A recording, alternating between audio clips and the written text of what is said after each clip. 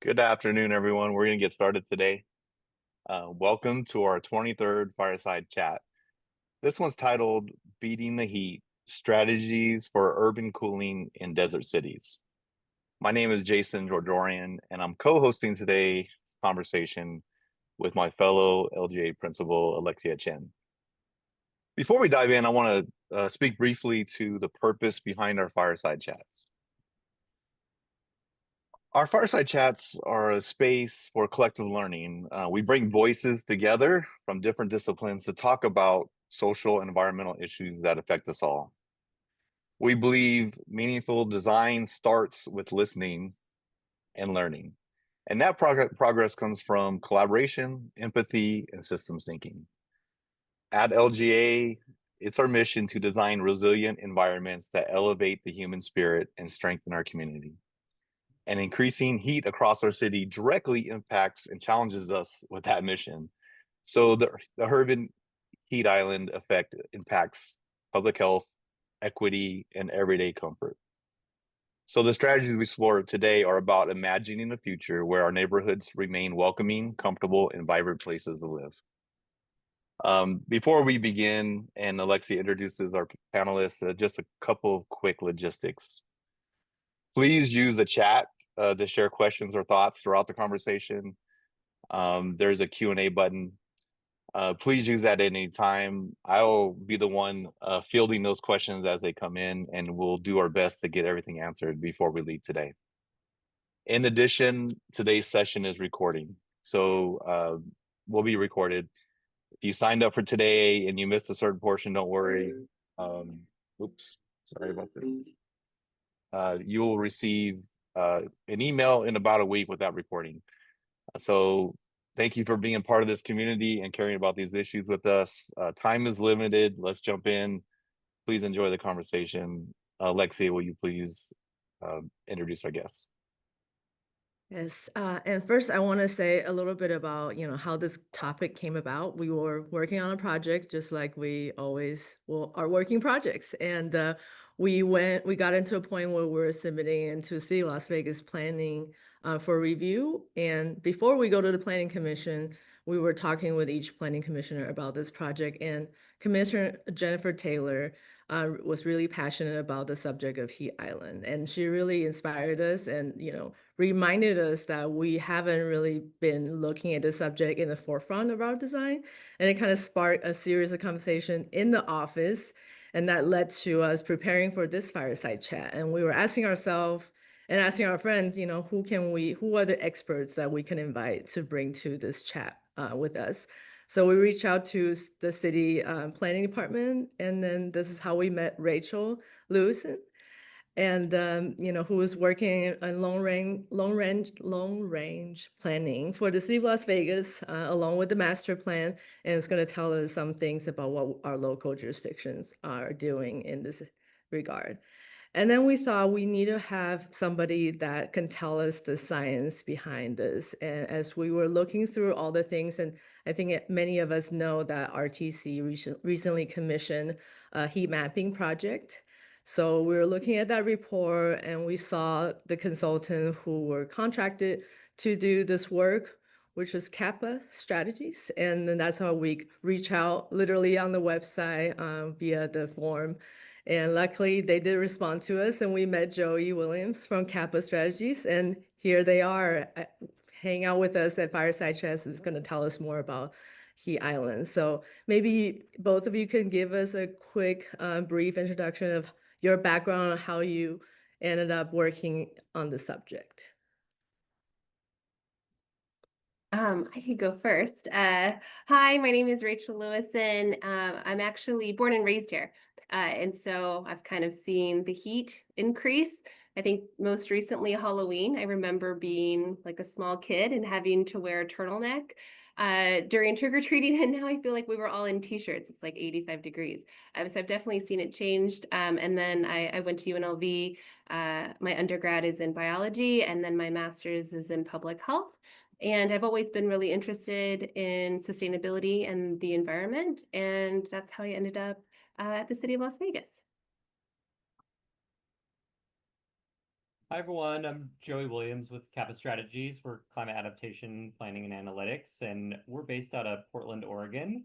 My background is in mechanical engineering and urban planning with a focus in urban heat and climate adaptation.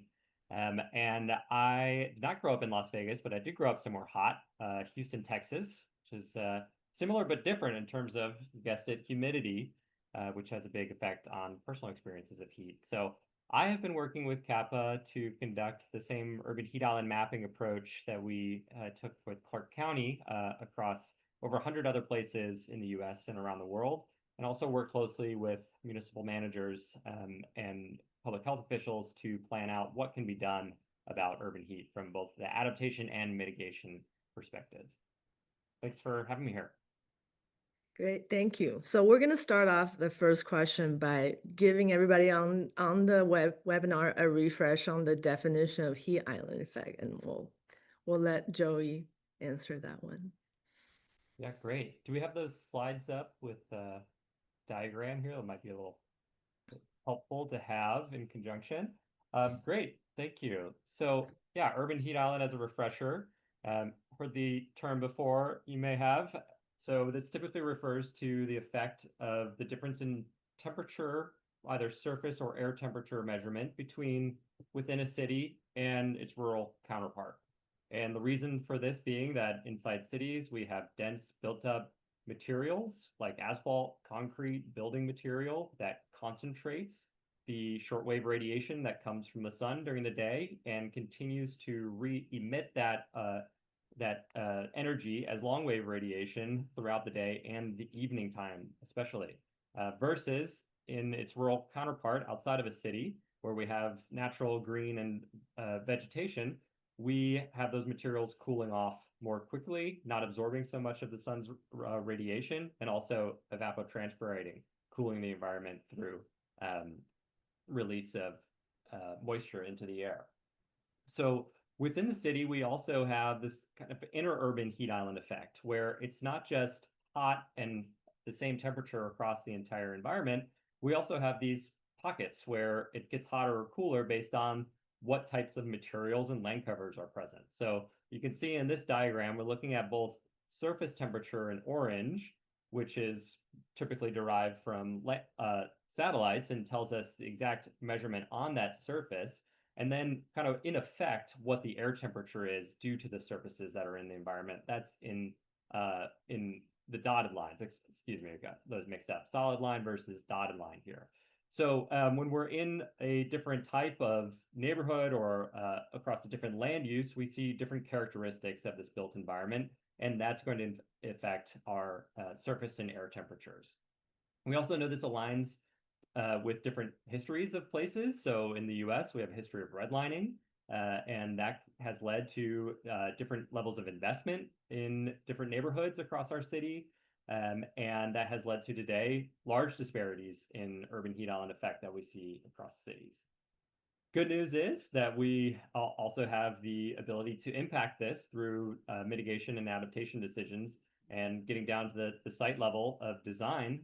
We can start to impact not just the urban heat island effect, but also how people experience that effect and what kind of coping mechanisms they have through provisions of shade and greenery and all those other great things we're going to get into here today. So I'll leave it at that, but yeah, glad to dig into this more here. Yeah, I think that's a great segue. Going to the next question, we can also flip into the next slide, I think, Jason. We're going to ask Rachel what we're seeing here in Southern Nevada and who's impacted the most. And I think Joey mentioned depending on how the city was developed in its history and the demographic and what kind of developments are happening in different areas, we see a different result in terms of heat. Yeah. So what we're definitely seeing in Southern Nevada, which I think we've all noticed, is an increase in population. Whether you were here, previously to the pandemic or even during the pandemic when you moved here, I think we can all agree that like so many more people are moving to Las Vegas. And even before the pandemic, I believe we were the fourth fastest growing city in the entire country. And that doesn't just include us, that includes other areas. Like Joey said, he's from Texas. And so there's, these warmer climate type cities, so Texas and Arizona, Southern California, New Mexico, where we're seeing a lot more people moving to these warmer climates. In addition to that, we have our 2050 master plan, and we did our projections for our population. And right now we're at around 600,000 people living here in Las Vegas. And by 2050, we should see that increase to 300,000. And that means that we're going to have 900,000 people.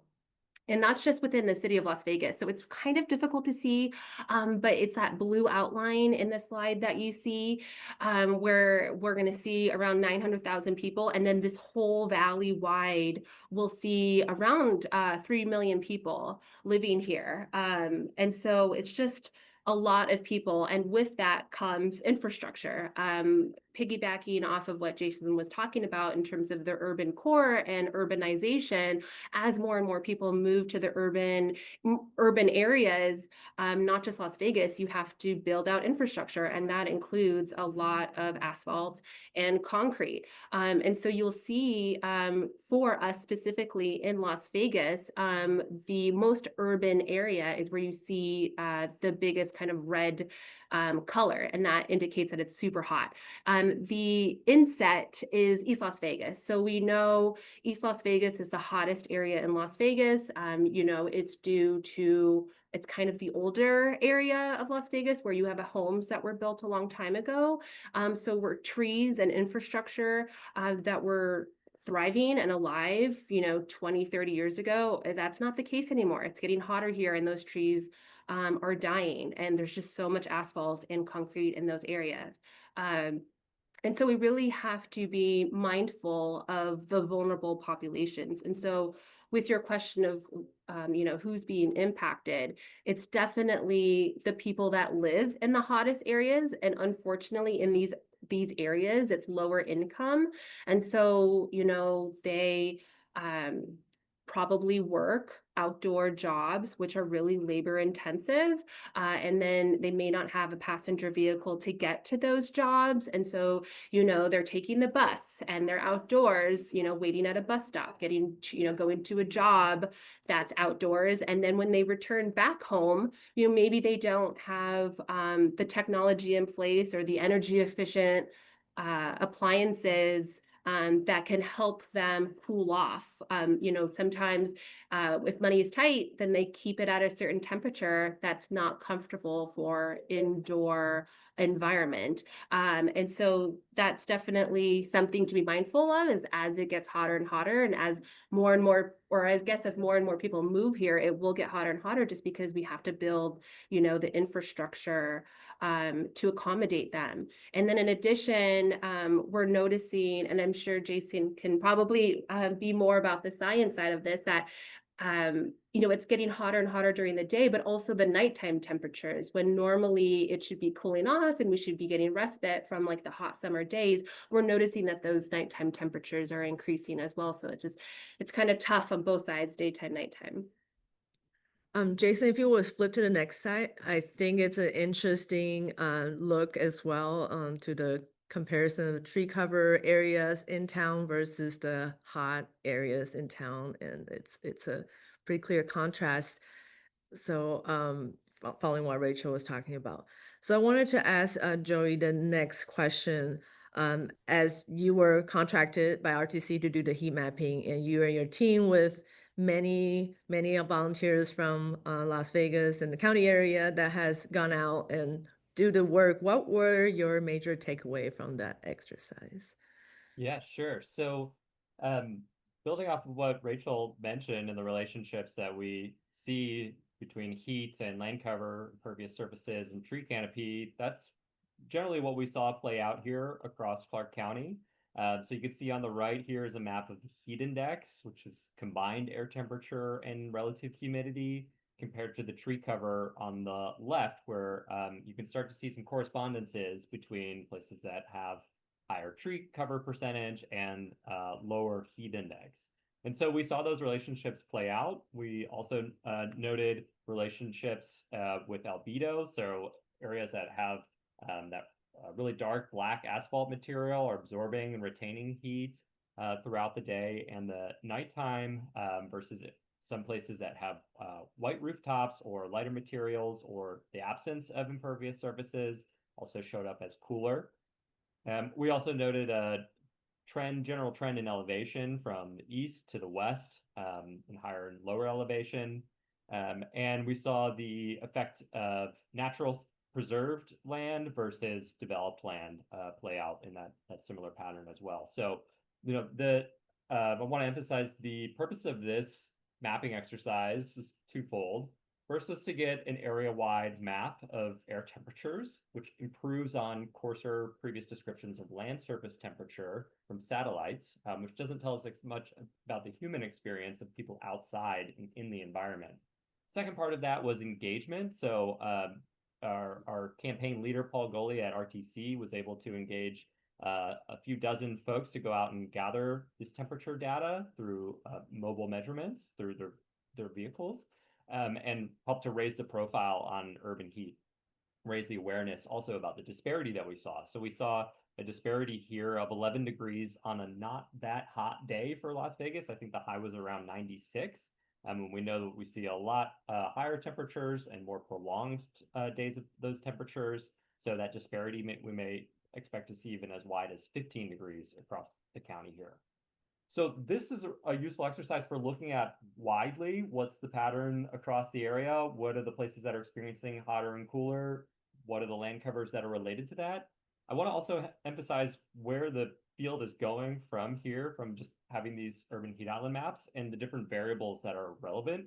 So we also know that solar radiation and our feeling of being hot impacts heat experience. And so when we look more at the site scale, neighborhood and site scale, it's really interesting to look at different thermal comfort indices. So you'll see UTCI, physical equivalent temperature, PET, MRT, mean radiant temperature, all these different kind of thermal comfort indices that are more used when we get down to lower scales so that we can see the effects of a particular tree on the shade that it casts at a certain hour of the day. And so when we go from this wide scale view where we can really do some good long range planning and prioritizing down to the neighborhood and site scale, those other types of tools and variables can be really interesting to look at. So we'll just mention, this was a start, and when we talk about architecture, I think it's pretty interesting to be looking closer down at the site level. Do we want to take a look at the next slide, Joey? Is that related to what you're saying? Yeah, exactly. Perfect. So these were some thermal imageries thermal imagery photos that were taken on the day of the campaign. And this is reading surface temperatures. So we had people go out with these handheld FLIR cameras and point them at various places of interest, like a bus stop or a park or a place that has shade versus doesn't have shade, and look at the actual live surface temperature readings. And it's really interesting to see here some of the patterns that come up. You can see the stark contrast between shaded pavement and unshaded pavement and asphalt. You can see the difference with a tree planted over pavement versus a shade canopy. You can see a really interesting pattern happening here in the upper right with the what looks like maybe grass, but unwatered grass. Might be dry here. Or maybe it's even turf. I'm not sure. Oh, it is artificial turf. I can see in the label. So this is a very germane photo for Las Vegas. I know recently with the conversation around turf. And you can see that turf showing up as white, upwards of 148 degrees Fahrenheit, versus the pavement, the concrete pavement that's right next to it, showing up as cooler. So there's different materials that we can use for turf. But also a wide range of surface temperatures that can result from the materials we pick: watered, unwatered grass, artificial, natural turf, xeriscaping, rocks, right? All of that. And all of that impacts ambient temperatures, what we feel as we move around in these environments, and what people experience in their bodies. Great. So since you've worked in many different locations, what are some of the other cities doing to improve their heat situation? And that might be, cities that didn't previously experience heat and maybe some others that did, and now with the increased heat. Yeah, sure. So heat touches everything, right? That's what we say. And our Kappa takes a urban planning perspective, so we try to look at the holistic picture, and heat touches basically every sector of urban life. So in order to capture that, we typically work through long-range planning solutions that can take a policy approach, and also we look at the different intersections of long-range plans. So like Rachel's working on a master plan, forestry. We also look at comp plans, climate action plans, and now even getting down to heat action plans. So among those materials, we know that there are policy-based solutions that span mitigation and adaptation solutions. So mitigation being more the material, physical solutions that we're talking about here. We're building on the relationships we know that promote cooling. So providing more shade in places that people are going to be congregating, bus stops, around buildings, outdoor spaces, but also adaptation solutions, making sure there are heat alerts that go out to places that are going to have outdoor events with potentially sensitive populations like youth or elderly people. So we're seeing, a really wide range of approaches that cities are taking through plans, and really getting down to specific things like design code by specific land uses, making sure that there is a provision of shade, or that there is an amount of vegetation or greenery. There may be even preserving of natural features in new developments, so preserving heritage trees, or putting fines on and fees on removing heritage trees in places.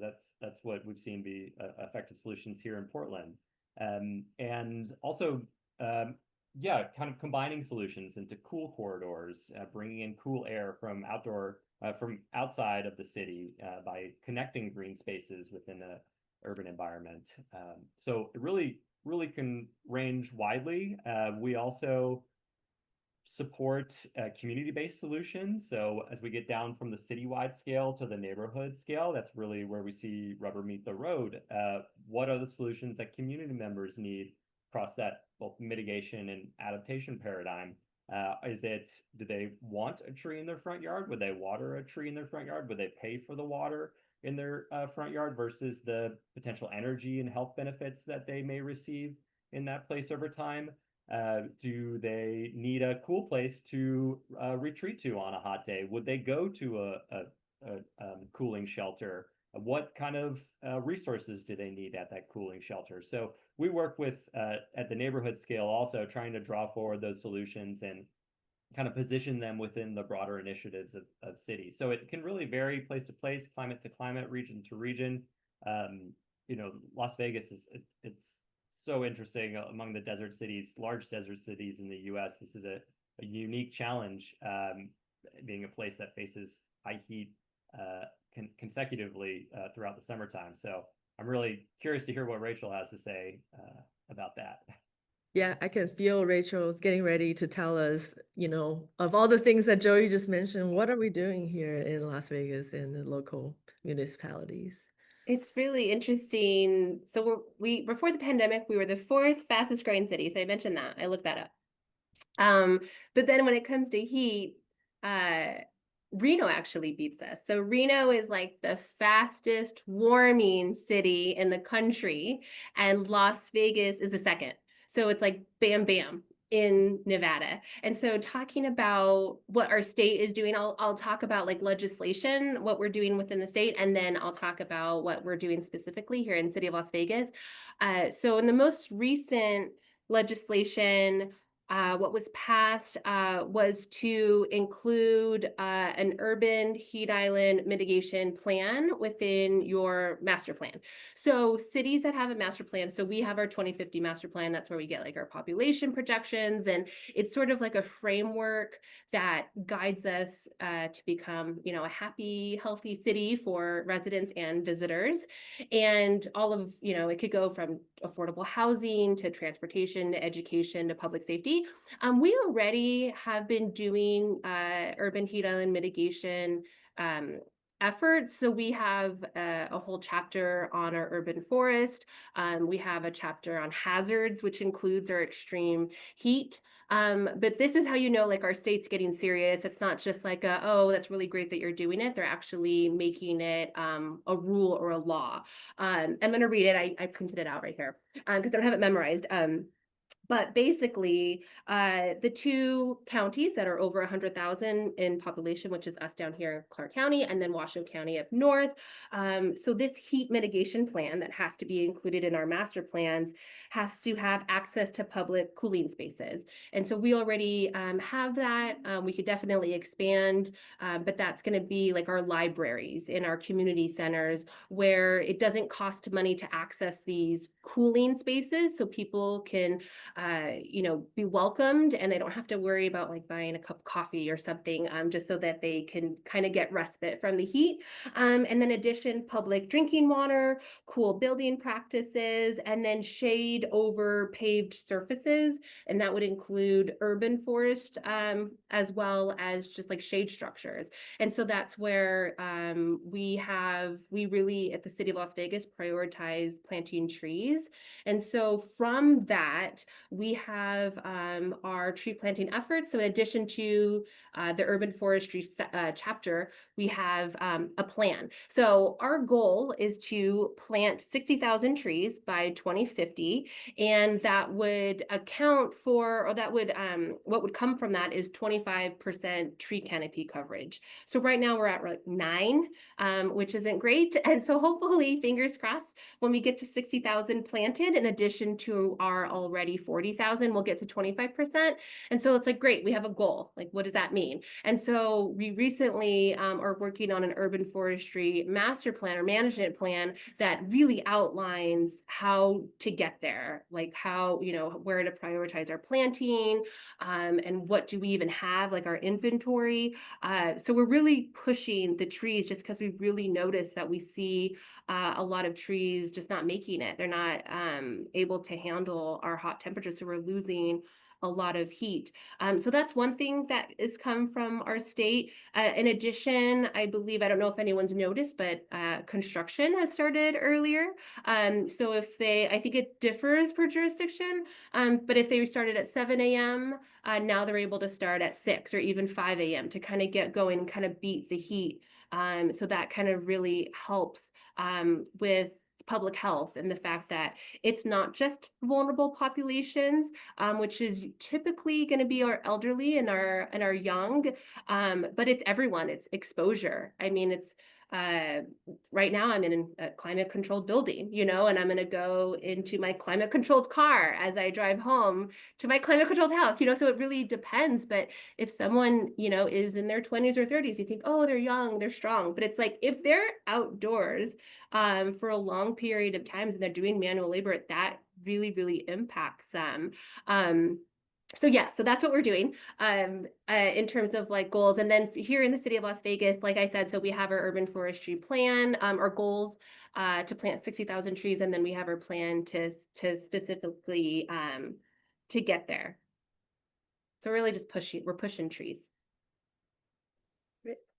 So I want to kind of switch gear a little bit to kind of, when we first started talking about this in the office, we wanted to know more about what we could do as design professionals to improve the community that we design in terms of the heat mitigation. So we just heard there's, you know, obviously trees, there's choices of landscape materials. On the project I was speaking to earlier, we were in the talks with the planning commissioners and planning commission staff. We ended up offering more trees than what was required. We vacated a street, we made it a plaza. We carefully kind of balanced the hardscape versus landscape area and added a lot of trees, more trees than we actually removed, like 3 existing trees on that project side. But not every project has the opportunity or has the client owner who's willing to include this kind of amenity that's almost giving back to the public realm. So what are some of the things that we can work with the city to help incentivize designers and developers to provide more open green spaces or additional trees that are above and beyond what's required by the development standards? That is such a great question.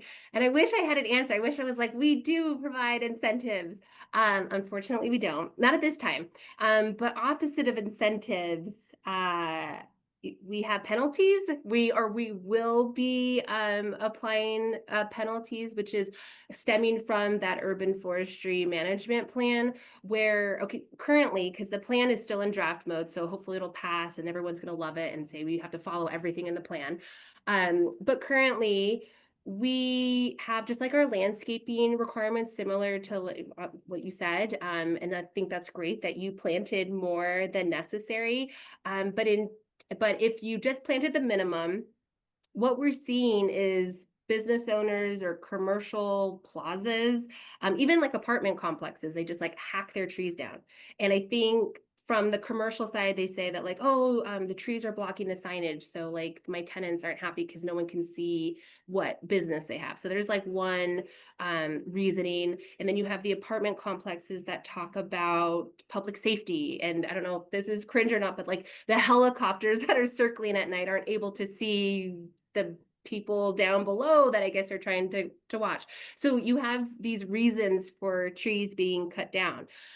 So what happens? And if no one complains about, I don't know, complains like a harsh word, but if no one brings it to our attention, then they'll just stay kind of chopped down. So our code enforcement works by, it's complaint driven. So our code enforcement officers will only go out if they receive a I keep saying complaint, but complaint from the public to say, hey, like there's supposed to be a tree there. So if you guys have noticed like trees that were there and they're no longer, please contact the jurisdiction's code enforcement. So let's say that happens and I notice that like, oh my goodness, my grocery store complex cut down their trees. I could make a complaint to code enforcement and then they can replant them. Like that's it. So nothing happens to them. So we're technically talking about like was mentioned like a heritage tree possibly, or or a tree that's 20, 30, even 5 years old. It's like, oh my goodness, we lost all that time and there's no penalty. They just have to plant them. And so hopefully we can provide a penalty, and we don't ever want to be harsh, but like it is what it is in the sense that like these trees are really, really valuable to us as a community. They help, I think they help the businesses. It's weird how like we all think opposite, because I'm the person that drives like at the end of the parking lot to find the like dinky little tree just so I can get like partial shade on my tree. I'm sure we're all like that. So it's really strange that people will just cut them down. But that's one penalty. Hopefully I don't know what it looks like, but we definitely want to have a penalty for people that do cut the trees down. And then another, which I just lost my train of thought. But yeah, I guess there's just the penalty of that. Oh, sorry. Waivers, that's another thing. So if there's a tree that, as we know, we have to have landscaping requirements, and if it makes sense that they don't have trees. So maybe the property line is underneath electric wires, or it's just an area that it's like difficult to maintain. It really doesn't make sense to plant trees there. They could do a fee in lieu of, so that we can put funds into kind of like a bank, and then we can use that money to plant trees in areas that are closer to kind of make up for their lack of tree. Because right now, we don't have anything. If they just apply for a waiver, they don't plant the trees, and life goes on. But hopefully we'll have those two things: a penalty for cutting down trees and then a fee in lieu of, so that we can plant trees in other areas if it makes sense to have a waiver. So we don't, hopefully the next thing after the penalties will be an incentive, because I think it's wonderful that you and your developer were able to see the value in trees and kind of look at it as like infrastructure, look at it as buildings, and that it's really important to plant trees. So kudos to you guys. That's awesome. So the next question, I wanted to put it out to both of you, and it's also kind of a question that's in the audience section. It's talking about built shade. So, I just have a no, between trees and shades, usually the choices we have to make to provide shade and like a shade structure and trees are the options that we have as design professionals and projects to provide the shade that we all needed. Like you said, the AB 96 is requiring to have more cover over paved areas, and you're back to the choice of having built shade and trees.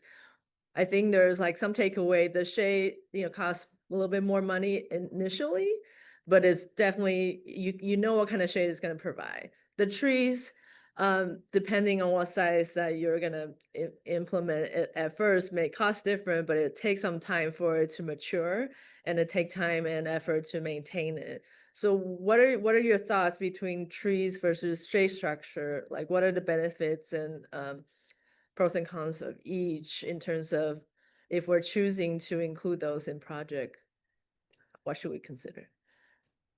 I think that's a really interesting question. And yeah, like you mentioned, there are trade-offs. And so when we think about trees, it's for urban heat, it's not just the mitigation for heat that they provide. We can also think about the other kind of ecosystem services that trees provide in terms of stormwater management during floods. They also are an aesthetic feature, right? So they have that benefit as well. And cons being that they do take time to provide the cooling effect and the beneficial effects. It could take up to 20 years for a tree to grow to maturity, or even 30 years in an urban environment. And then there's a lot of water costs and maintenance costs that go into that. And so, yeah, that can be quite a bit of upkeep. And we also know that, yeah, the shade dimensions are different than a canopy structure, which can be easily deployed and can be more cost effective in certain ways, and provide direct shade where it's needed without having to wait for trees to grow or to be maintained. So I think, for development and code, when we think about that provisions of shade, I think it can be really beneficial to think about both. So where it's effective to have those trees for their co-benefits and those ecosystem services, also thinking about flood and aesthetics, and also maybe where we have less often people congregating or stagnating, and more pedestrian walkways can be really important to have shade, physical shade features. So also bus stops, and you can maybe put up that slide that has some of the other solutions at the street and building scale. I think that's interesting to look at and see. Yeah, just on the lower right, some of the different solutions that can be implemented in public spaces there. So shaded facades and balconies, thermal insulation materials. We can look at shaded colonnades, bus stations. Yeah, so those are some of the dimensions that come to mind for me. Yeah, definitely. And we here at the city, we do have form-based code. I'm definitely not an expert, but if anyone knows Mike Howe, he's definitely the expert of form-based code for here in the city, and that includes like arcades and north-facing facades. In addition to that, I think last year we did a parking study to determine if we're actually over parking our, I guess, developments or commercial areas. And so I had a coworker that, kudos to him, he like went out during Christmas, because it's like the busiest time is going to be like Christmas weekend, and it's like, so he went out on like a Saturday and was like, I saw all these empty parking spaces the weekend before Christmas. That's the busiest time at this shopping mall. And so it really proves that like maybe we really don't need all of this asphalt, all of these parking lots, and especially they always have like those little triangle or those diamonds for the trees, and the trees never grow, and they're always like they die. So that's something to expect. Hopefully we can further discuss that in the next coming year of our parking requirements. and lessening the asphalt. But in addition, yeah, it's whatever is best. You know, if it doesn't make sense to have a tree, if you can provide a shade structure, that's even better. And then I definitely want to address our turf removal for our non-functional turf. That's something also to be mindful of, that we want to not just remove grass and then throw down a bunch of rocks. There are rules. The SWA does require to have 50% of the area with mature plants cover the area. And then hopefully SWA, I believe they provide guidance on how to ensure that those trees that were once, being watered with all of the sprinklers in addition to the irrigation to the tree, hopefully survive when the grass gets removed. So that's something also to keep in mind too.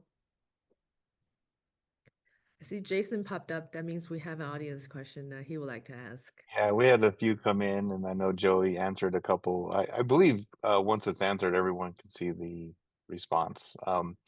So there is a question about urban forestry plan link. I think you're going to talk about that in a few minutes, Rachel. So maybe we can drop that link in the chat, the Q&A section when you're ready. But we do have a question from another person who says, I'm curious about how we might talk to young people about this topic, heat island, in a way that empowers them rather than overwhelms them. Many kids already notice that their neighborhood is losing trees, feels hotter. How do we help them see that they have a voice in shaping their environment now and in the future?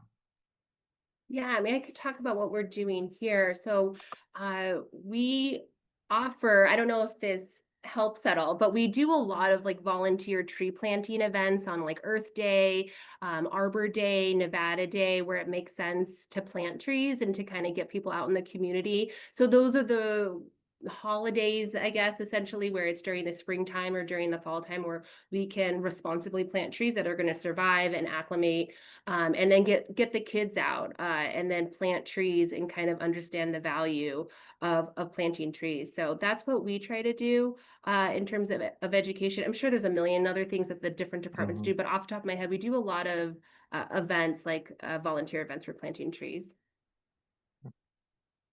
And thank you. I think, yeah, those community events is definitely learning opportunities for youth. I'm I'm also curious, as a designer, we design obviously parking lots and things that are necessary. They're asphalts. Is there advantage to not have continuous asphalt? The advantage to breaking up these parking lots with more, spreading them out farther? Or I'm just curious, is there any studies on that? You go in some of these older neighborhoods, especially, you see a sea of asphalt. Um, Maybe a few trees that were still remaining, many of them are taken out. Um, how we design those parking lots, I'm curious what either one of you would say towards that. I would say, having just done some mapping recently in Boise, Idaho, where we were looking across a commercial shopping center, a mall actually, that you could visibly see the mature trees that had been planted dispersed throughout the parking lot. And this is maybe one of the first instances in mapping, many cities that I could see a mature trees in a parking lot actually creating a cooling effect. And especially, there's some kind of critical mass you need to have for that cooling effect to happen in mass, right? And it seems like they were hitting that here. There was probably about 30 to 35% tree canopy cover over this pretty large parking lot. And so I think it's possible. I do think it can happen. Certainly things like surface albedo can also be adjusted, right? And then also thinking about building geometry. So do you have homogeneous buildings in a row that are going to kind of trap air and keep that hot air concentrated in the canyon, or heterogeneous building heights and distance to the street, right? That's going to allow for more air mixing. So I think there are strategies that can be used in design, especially like large commercial spaces like that. Thanks for that explanation, Joey. That's helpful. Um, the image you showed earlier with the turf replacement, the synthetic turf being hotter than the actual asphalt next, the concrete next to it, Yeah. is maybe we could think about. I'm sure not all synthetic turf's the same, so understanding which each one has. You talk about albedo effect or what may occur. So I think it'd be helpful maybe as a follow-up we could produce some examples of some good technology out there that is for synthetic turf that, because we're in Las Vegas, replacing natural turf is, a system going on with saving water. Water conservation in the desert is very, very important. And it's almost fighting a little bit the idea of heat mitigation, right? So, thank you. It's interesting what you just mentioned about the tree coverage and what Rachel mentioned before that, for example, the city of Las Vegas is trying to go from 9% to 25% in the future once we plant the 60,000 trees. You mentioned this parking lot you're looking at is about 30 to 35% tree coverage. Is there a ideal range that we should try to aspire for? And that's maybe around, it looks like around 30%. And I don't know, Rachel, if you guys arrive at a 25% with any kind of methods. So that's kind of interesting to I discuss. do not know. I think Joey was saying that it's 30% in where you're from in Oregon, Idaho. Idaho. Oh, yeah. In Portland, we're actually pretty low. We're in the 20s, I believe. But yeah, targets typically aim towards 30-40%, to be pretty lofty for tree canopy coverage. Yeah. I mean, that's a great question. I don't know, and I'll look into that. I'm sure this 25% goal is like a representative sample that ideally we would want that, and then we have our landscaping standards within parking lots, but the tree, I feel like the trees don't make it, and we need to do better at providing enough soil and space for the tree to grow to maturity. Absolutely. So one of the question I was going to ask was, how do we get a better understanding behind the science of building materials and the consequences? And I think that really comes in like the idea about how to select artificial turf or other materials when you're creating a hardscape space. And then there is a question from the audience about what would be the best material in your opinion for artificial shading structure? Because there's surface temperature, as you mentioned before, and there's durability is a concern for these kind of shade structure. So what are your thoughts after your observation in the various applications? That's a very, very specific question that sounds like maybe the architects might know a bit more about in terms of actual specific materials. I think durability comes to mind for sure, something that's going to stand up in the wind and be able to move, and yeah, reflect away some of that solar radiation. Yeah, cost affordability probably. I don't know. Do you have Yeah, let me thoughts, just Alessia? throw in a couple of things that we see a lot. It's mostly either it's a metal structure for the durability and the lightweight construction. And then sometimes it would be the tensile fabric structure with some metal support. And I think, that has more challenge in maintaining the structure and the shade integrity just because it's so hot and the sun is so brutal out here and they don't last very long. But at the same time, the fabric, obviously the surface temperature is a little bit different. It also lets in a little bit more sun through it. So there's all the different factor to consider. And there's the full shade versus maybe it's a trellis where you get partial shade. So what do you think about these options in your mind? Yeah. Yeah. Yeah, right. Those are some really site specific questions. I'll just mention one tool that we see used when we're getting down to this level of questions about materials is using computational fluid dynamics models. If you want to get really scientific with it and look at a specific site and build that out in a model and pick all of those emissivity, reflectivity parameters and really dial that in by material and look at the 3D environment, that can all be done. Yeah, it's a pretty interesting way to dial in a site design. I think it just proves that like there's just so much more research that can be done, that needs to be done. When you were talking about that, and sorry, I don't have an answer. But when we were talking about it, it just made me think about how we're really water conscious here in Southern Nevada, with the Colorado River, where we are replacing grass with artificial turf. And we were speaking about it previously about how the high schools are replacing grass for their football fields with artificial turf, and the playgrounds are turning into artificial turf. And like, great, we're saving so much water, but how do we create a balance with, our urban heat island and saving water at the same time?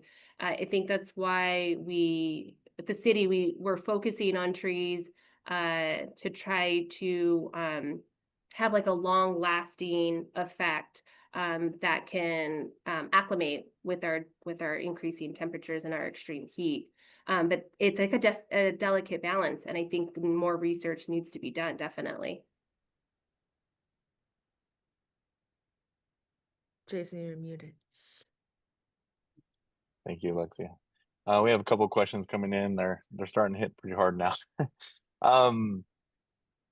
First question, in terms of retrofit of our existing neighborhoods, much of Vegas was developed before heat mitigation awareness was there. Are there any city-led interventions or pilot projects that have proven most effective or feasible so far in addressing the heat island effect? I guess I can talk about that first. I feel like I don't have an answer. I'm so sorry. But I think we don't have, and this is great where this, like, everyone that's involved and knowledgeable and has questions can come. Because, right, we passed the law to remove non-functional turf.